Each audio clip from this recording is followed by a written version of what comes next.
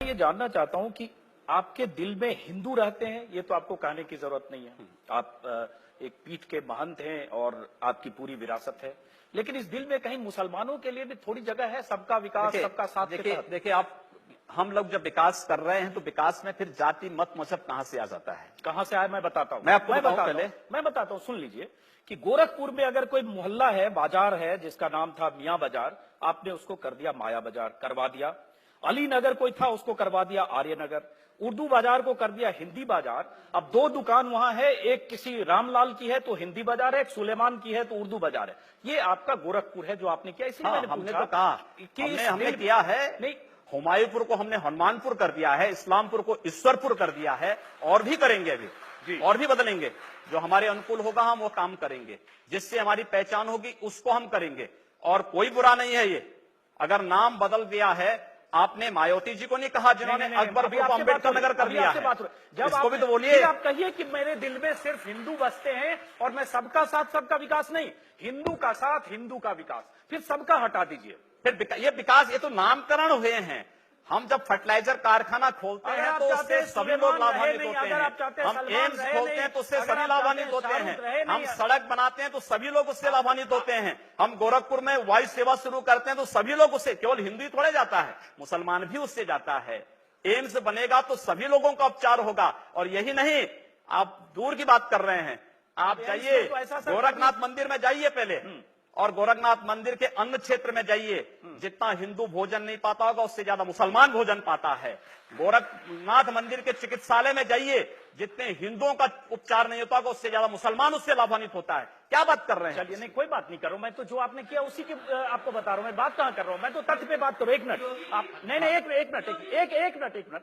अभी आपने कहा कि एम्स में सबका इलाज होगा, जाहिर होगा, वहां ऐसा कोई इंतजाम नहीं हो सकता। आखिर ये हम ही लोग तो करा रहे हैं, जाहिर है वहां ऐसा नहीं हो सकता कि दाढ़ी वाला देख के उसको कहीं और भेज दिया जाए, टीका वाला मैं कह रहा हूं ना, तो वहां भेदभाव कहां है? लेकिन फिर ये लड़ाई क्यों ऐसी है कि मियां बाजार का नाम माया बाजार या उर्दू बाजार का नाम हिंदी बाजार, अली नगर को आगे, जिसका जो नाम है रहने दीजिए। क्यों रहने दे? नहीं, मैं क्यों रहने दे, इसका तर्क मैं जानना चाह रहा हूं। क्यों रहने दे? हम जानना चाह रहा हूं इसका तर्क। कोई तर्क ये है कि यह देश पहले वह माया बाजार था, औरंगजेब के समय मियां बाजार हो गया। हमने कहा नहीं, इसको फिर से माया बाजार करो। इस्लामपुर नहीं था, पहले ईश्वरपुर था, इस्लामपुर जबरन कर दिया गया। हमने कहा फिर से ईश्वरपुर करो। तो ये जो हनुमानपुर था उसको हुमायूंपुर किया गया, फिर से हनुमानपुर किया गया। बहुत अच्छा, कोई बुरा नहीं किया। अगर किसी विदेशी आक्रांता के द्वारा, एक मिनट, किसी विदेशी आक्रांता के द्वारा किसी कालखंड में कुछ ऐसा कार्य किया गया है, उसको बदला जाना चाहिए। यह देश की सांस्कृतिक आजादी की लड़ाई भी है। सही बात है। तो आप ताजमहल का नाम राम महल कर सकते हैं। क्यों नहीं करेंगे?